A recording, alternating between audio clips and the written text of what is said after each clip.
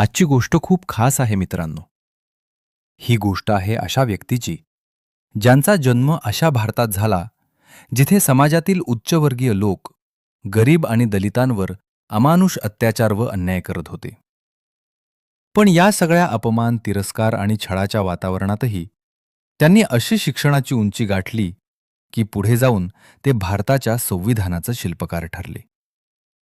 मी बोलतो आहे डॉक्टर भीमराव रामजी आंबेडकर यांच्याबद्दल. 14 एप्रिल 1891 रोजी महू, मध्य प्रदेश येथे त्यांचा जन्म झाला. वडील रामजी मालोजी सकपाळ आणि आई भीमाबाई. ते आईवडिलांचे 14वे आणि शेवटचे अपत्य होते. त्यांचे वडील ब्रिटिश सैन्यात सुभेदार होते. कुटुंब महार समाजातील होते, ज्याला त्या काळी अत्यंत खालच्या दर्जाचं मानले जात असे. मूळ कुटुंब महाराष्ट्रातील रत्नागिरी जिल्ह्यातील आंबावडे गावचे. वडिलांना शिक्षणाचं महत्त्व ठाऊक होते. नोकरीतून निवृत्त झाल्यानंतर ते कुटुंबासह साताऱ्यात आले. काही दिवसांनी आईचे आजारानं निधन झाले. कठीण परिस्थितीत काकांनी सर्व भावंडांची काळजी घेतली. त्या काळातील छळ आणि अस्पृश्यतेमुळे डॉक्टरसुद्धा अछूतांना न स्पर्श करता उपचार करत. यामुळे त्यांच्या अनेक भावंडांचा मृत्यू झाला. लहान भीमराव शेजारील मुलांना शाळेत जाताना पाहात आणि त्यांनाही शाळेत जायची इच्छा होत असे. पण अछूत असल्यामुळे प्रवेश मिळणं सोपे नव्हते. वडिलांनी एका ब्रिटिश अधिकाऱ्याला विनंती केली आणि मग त्यांना शाळेत प्रवेश मिळाला. पण शाळेत त्यांना भयंकर भेदभाव सहन करावा लागला. दलित मुलांना वर्गाबाहेर बसवले जाई. पाणी प्यायचे असल्यास शिपाई लांबून पाणी ओतत असे.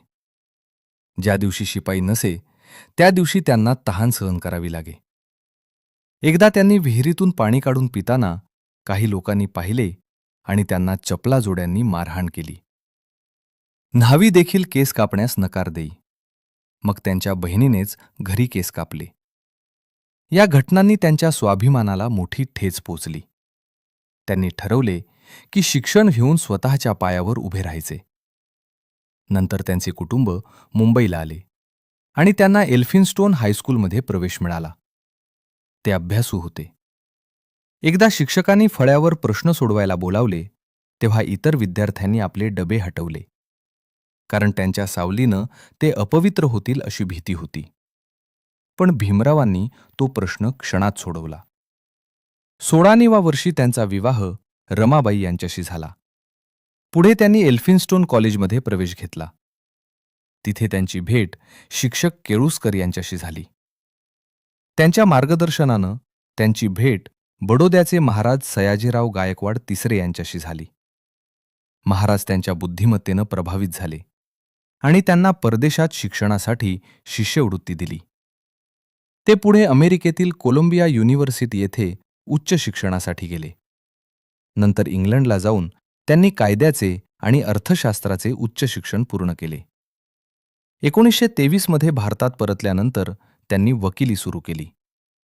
त्यांनी दलितांवरील अन्याय पाहून त्याविरोधात आयुष्यभर लढा दिला. त्यांनी दलितांसाठी स्वतंत्र मतदारसंघाची मागणी केली. या प्रश्नावर त्यांची महात्मा गांधी यांच्याशी तीव्र मतभेद झाले, ज्यातून पुढे पुणे करार झाला. भारत स्वतंत्र झाल्यावर त्यांना संविधान मसुदा समितीचे अध्यक्षपद देण्यात आले आणि त्यांनी भारताला जगातील सर्वात मोठे लिखित संविधान दिले. 14 ऑक्टोबर 1956 रोजी नागपूर येथे त्यांनी लाखो अनुयायांसह बौद्ध धर्माची दीक्षा घेतली. त्यांनी जाती व्यवस्थेचा कठोर निषेध केला. 6 डिसेंबर 1956 रोजी त्यांचे निधन झाले. पुढे 1990 साली त्यांना मरणोत्तर भारतरत्न हा सर्वोच्च सन्मान देण्यात आला. त्यांचे विचार आजही प्रेरणादायी आहेत. जीवन लांब नसून महान असावे. मी त्या धर्माला मानतो जो स्वातंत्र्य, समता आणि बंधुता शिकवतो.